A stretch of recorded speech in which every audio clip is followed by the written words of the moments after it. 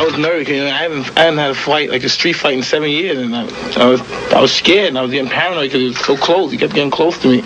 I mean, so I defended myself. Who threw the first punch here? He did. He sucker punched me because he was with his friends, you know, and when he hit me, like I said, I couldn't get a chance to get to him like I wanted to because everybody was like pulling me, you know, holding me, like so he could get away from me, so he could get away. And he ran from me. I was trying to get to him, you know, and like I said, I don't want to take the law in my own hands, you know. At that moment, you know, I was furious. I was ready. I was outraged. I wanted to go off. It happened so fast. I mean, only thing. I was very upset at the time they ripped my shirt and went in my pocket. I was totally upset. And the fact that he came back again after he tried it and he was unsuccessful, I mean, I had no other choice but to defend myself. I wasn't going to take any chance on neglecting myself and getting hurt. Are you going to file criminal charges against Mike Tyson? Normally, you know, a situation like this, you know, I'd have went for him, but why do that? Just say don't get mad, get even, you know, so do it the right way. I really don't want to press charges because it's really, you know, ludicrous, the whole scene, but the idea that I'm a victim and then he presses charges on me, I mean, I don't understand. Who was with them, Mobb? The night manager of Dapper Dan's boutique has his own version of what took place and says Mitch Green was looking for trouble. Mitch kept ranting and raving, and Mike stood up because he had made contact.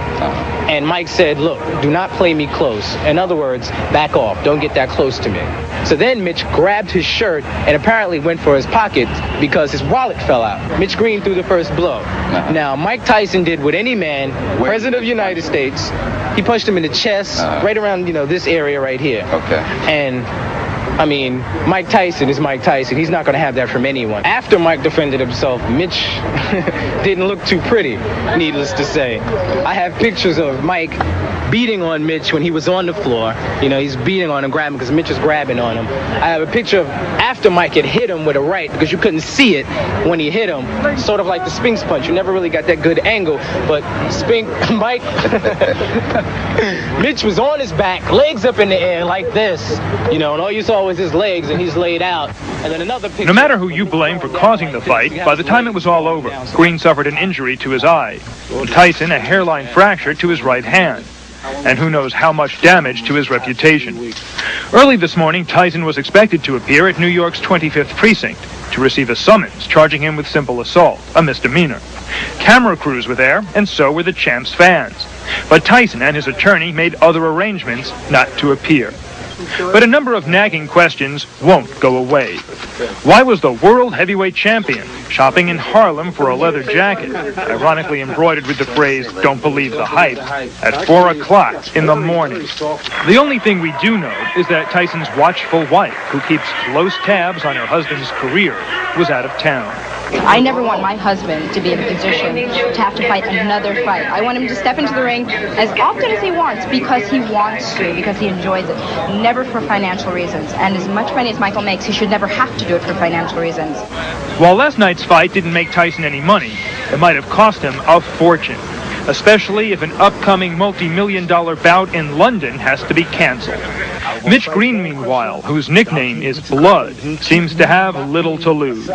Despite the fact he has been arrested for illegal drugs, robbing a gas station, refusing to pay bridge tolls, and has had his driver's license suspended 4 times, apparently is enjoying all the publicity, and is even going out of his way to attack the champ any way he can, even below the belt.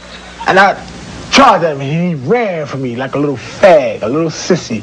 He ran from me, and by that time his friends was grabbing me, acting like they were trying to break it up, but they were like sucker punching me at the same time. I'm trying to get to him. He ran from like a little sissy, a little homo.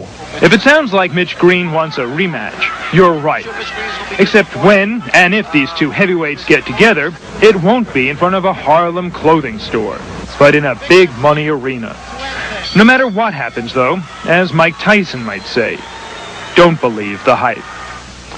With us now is syndicated boxing writer Mike Marley, who has followed both the careers of the champ and the chump in this occasion. Michael, is there a sense of hype here? Was this a setup? Was Mitch Green just trying to get a good payday in the ring? Well, Mitch moves in mysterious ways, as his police record and his conduct, public and private, indicates. You know, he's threatened the life of Don King about 5,000 times. Once at a Larry Holmes press conference, he was so vociferous and threatening to Larry Holmes, he stuck a finger at the champ's face, and one of Larry's agile bodyguards almost tore the finger off with his mouth.